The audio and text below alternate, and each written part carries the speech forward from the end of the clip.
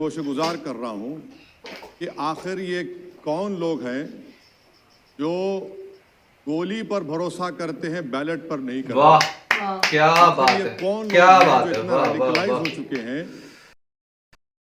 अस्सलाम वालेकुम to everyone, कैसे हैं आप सब। मेरा नाम है जय मानी। अस्सलाम वालेकुम दोस्तों, कैसे हैं आप सब लोग खैरियत से। और मेरा नाम है Salman Qureshi. Welcome to our channel. So viewers, आज की वीडियो बहुत जबरदस्त होने वाली है क्योंकि अमीम एमपी असदुद्दीन अवैसी साहब के ऊपर जो फायरिंग हुई थी तो और उनकी फायरिंग स्पीच है भाई इन लोकसभा, ठीक है।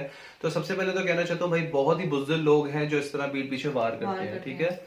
अगर आप लोगों के अंदर इतनी हिम्मत है तो फेस टू फेस आकर बात करें, जिस तरह ये असम्बली के अंदर बातें करते हैं, ठीक है, और लोगों को रोक टोक जवाब देते हैं और इतनी पावर कर देते हैं कि भाई किसी की हिम्मत नहीं होती उनके आगे एक बात करने की या बोलने की। तो व्यूअर्स, मेरा भी ये मानना है अगर आपके अंदर इतनी पावर है ना तो भाई फेस टू फेस आकर लड़ें। तो ये इस तरह अगर आप फायरिंग करना चाहते हो तो भाई एक पिस्टल इनको दे, एक पिस्टल उनको दे, आमने सामने फाइट करें, फिर आपको पता चल जाएगा कौन है पावरफुल कौन नहीं है। हाँ। तो मैं वही बात करना चाहता हूँ कि यार वो जो अकबरुद्दीन अवैसी साहब थे उनकी बात मुझे आज भी याद है। वो कहते थे 15 मिनट जो है ना भाई वो सबसे खतरनाक थे। तो वो नजर आ रहा है कि 15 मिनट जो है ना वो कहाँ कहाँ लोगों को तकलीफ हुई है वो मुझे इस वीडियो के अंदर नजर आ गया। सो व्यूअर्स, पहले इस वीडियो को शुरू कर लेते हैं कि पार्लियामेंट के अंदर इन लोगों की क्या स्पीच थी। I hope you will enjoy this video and specially we also. तो 3 2 1 पिल्ले।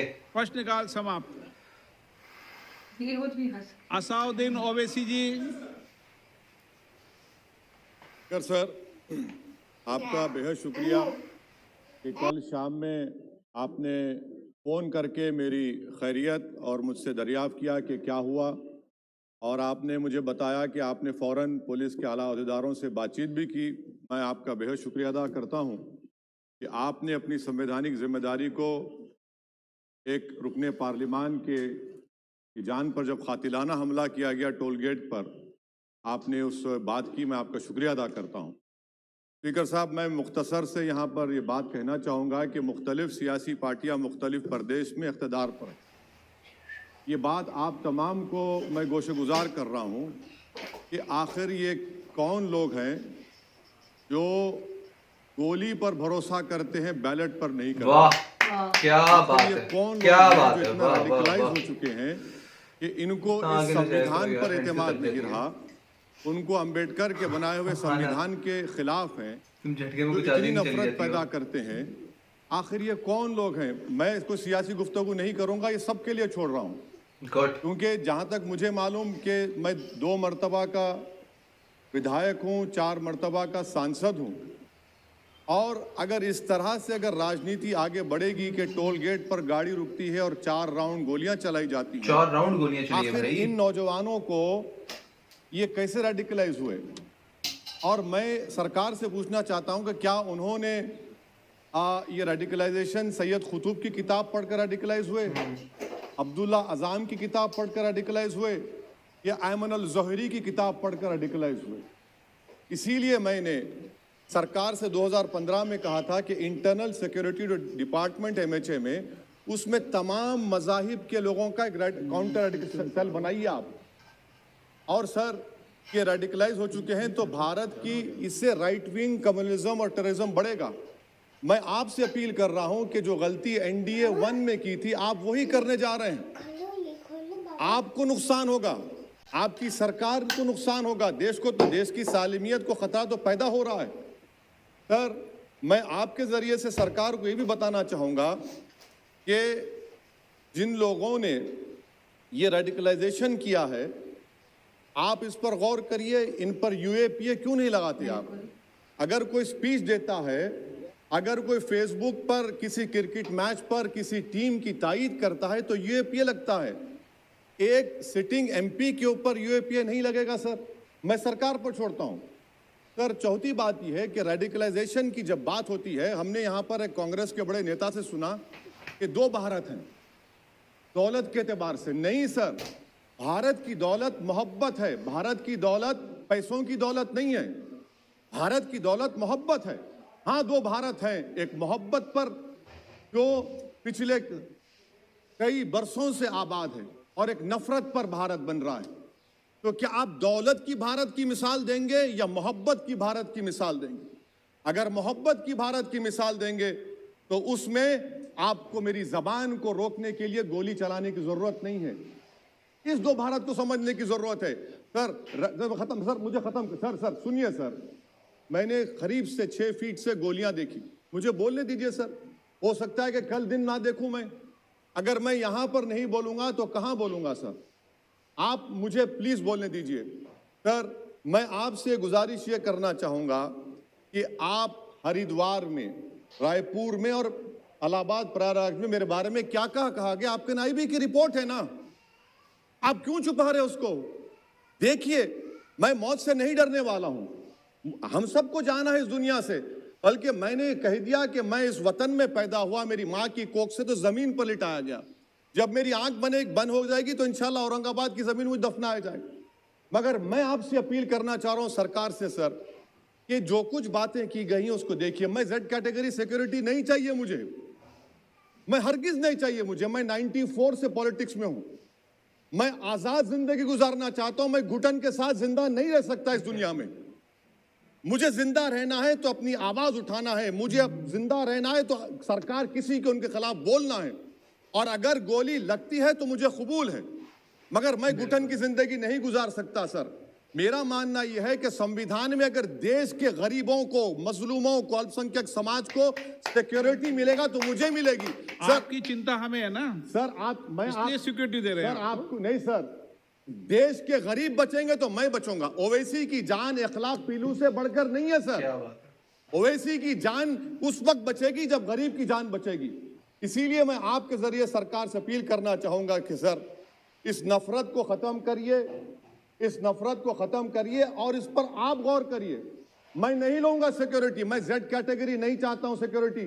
मुझे ए कैटेगरी का शहरी बनाइए, आप मुझे ए कैटेगरी का शहरी बनाइए ताकि मेरी और आपकी जिंदगी बराबर हो।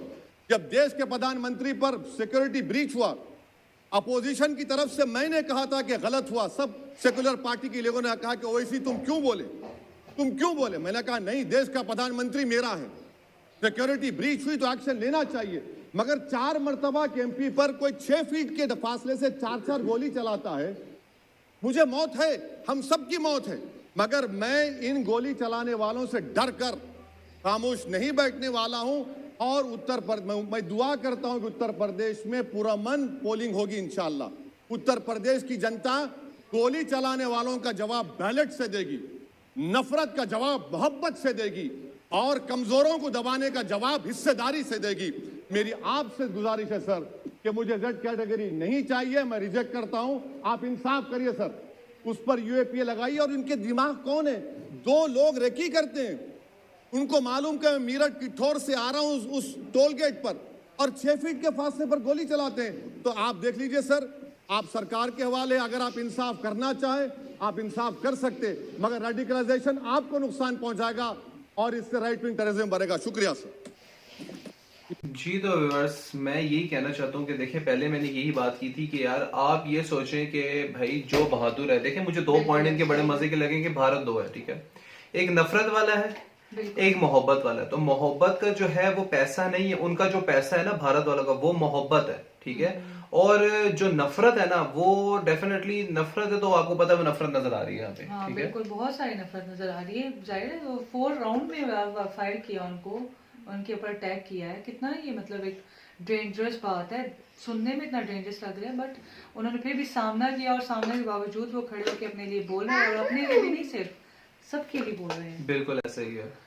ना डरता हूँ और ना डरता हूँ, मैंने मरना है और इसी जमीन में पैदा हूँ, इसी जमीन में मैंने जाना है। तो भाई इस तरह के लीडर के लिए तो यार मैं क्लैप करता हूँ कसम से यार। क्या लीडर है यार, खुद के मरने से नहीं डरे। वो कह रहे हैं हर एक इंसान चलता है, इंसान कोई भी आके उठा के उनको मार सकता है। तो देखे ना ये अटैक हुआ है इनके ऊपर, ये देखे ना अभी जो 7 आप देख रही थी कि ये जो 7 वीडियो चल रही थी, ये देखे ना, ये इनकी गाड़ी है, ठीक है। अब इसके ऊपर वो फायर्स हुई है, ठीक है। और अब ये देखें कि भाई नफरत की मैं बात करता हूँ कि जो नफरत फैलाई हुई है लोगों ने, तो भाई नफरत क्या है आपकी? अगर बोलने का अगर आपका स्टेमिना नहीं है तो भाई आप पीछे हो जाए, आप हार मान लें उनसे। लाजमी नहीं है कि आप ये करें कि भाई उन पे फायर करना शुरू कर दे, अटैक करना शुरू कर दे। ये तो एक जाहिलाना बात है। ये एक डर होता है, ये खौफ होता है जो लोगों के अंदर होता है कि यार ये बंदा हमसे आगे ना निकल जाए, तो उसको हम हमारी भाषा में कहते हैं भाई पीठ पीछे वार करना, ठीक है। तो इसको हम कहते हैं भाई पीठ पीछे वार करना। अगर आपके अंदर पावर है तो आप इस तरह पार्लियामेंट में लड़े, हाँ, इस तरह ना करें। नहीं नहीं, अगर आपके अंदर पावर है तो कम से कम पार्लियामेंट में आके लड़ें, हाँ, ठीक ये है। कह रही हूँ मैं। और अगर आप बोल सकते हैं तो भाई आके बोलें, ठीक है। अगर आपके अंदर हिम्मत नहीं है तो भाई आमने सामने करें। मैं एक और बात कहना चाहता हूँ कि मुझे इनके भाई की अभी भी एक बात याद आती है कि भाई शायद 15 मिनट बहुत खतरनाक थे जो ऐसे लोगों को हजम नहीं हुए, हाँ, बिल्कुल। क्योंकि भाई अगर 15 मिनट हजम हो जाते तो ये अटैक ना होता, ठीक है। और आप ये देखिए अवैसी साहब की जितनी भी बातें हैं, मतलब मैं इसलिए रिस्पेक्ट नहीं कर रहा हूँ, मैं हर वीडियो में ये कहता हूँ, मैं इसलिए रिस्पेक्ट नहीं कर रहा हूँ कि वो भी मुस्लिम मैं भी मुस्लिम, मैं इसलिए रिस्पेक्ट करता हूँ कि वो हर धर्म की रिस्पेक्ट करते हैं। और ऐसे इंसान के ऊपर अटैक करना बहुत बहुत बहुत बड़ा एक, मैं कहता हूँ, गुनाह भी है, गलत काम भी है, और एक डरावना काम भी है, और एक बुज़दिलों वाला काम है कि भाई आप इस तरह के लीडर को ऊपर इस तरह के हमले किए जाए। भाई अगर आप लड़ते हैं, आप सामने लड़े ना, इनके भाई ने तो बिल्कुल सही बात की थी कि 15 मिनट पुलिस हटा लें, आपको भी पता चल जाएगा हम क्या है, हमें भी पता चल जाएगा आप क्या है, हाँ, बिल्कुल। ठीक है। गलत तो तरीका बिल्कुल गलत है जी, वार करना अचानक से। आप देखें ना वीडियो में बार बार हाईलाइट किया जा रहा है कि वो एक व्हाइट कलर का, ये देखे रेड कलर का भी एक बंदा है ना, सबसे वो मैं पहले देख रहा वो था। वीडियो में हाईलाइट किया जा रहा है जो रेड कलर की शर्ट पहनी है, हुड पहनी हुई है, वो पहले उसने अटैक किया, फिर उसी के साथ अगर वो उसको भी नहीं आराम आया तो फिर साथ में एक व्हाइट कलर की, तो वो कह रहे हैं मैंने 6 फीट से अपने आप को गोलियां और खाई हैं। बहुत करीब से, और बहुत आसान बात है, इतनी मुश्किल बात होती है ना कि वो अपनी आगे मौत को देखना और फिर उसके बाद दोबारा खड़े होकर लड़ना बोलना। इसने हक में बोलना, और सबके क्या हक बात में। की यार, मैं कसम से कोई सल्यूट दूसरा करता होता हूँ तो डर के बैठ जाता। इस तरह के पॉलिटिक्स को मैं सल्यूट करता हूँ कि मैंने अपनी लाइफ में इस तरह के बहादुर शेर को नहीं देखा। सो मिलते हैं इंशाल्लाह नेक्स्ट वीडियो में। बहुत ख्याल रखिए, हम दोनों को दीजिए जरा, stay with us. Allah Hafiz.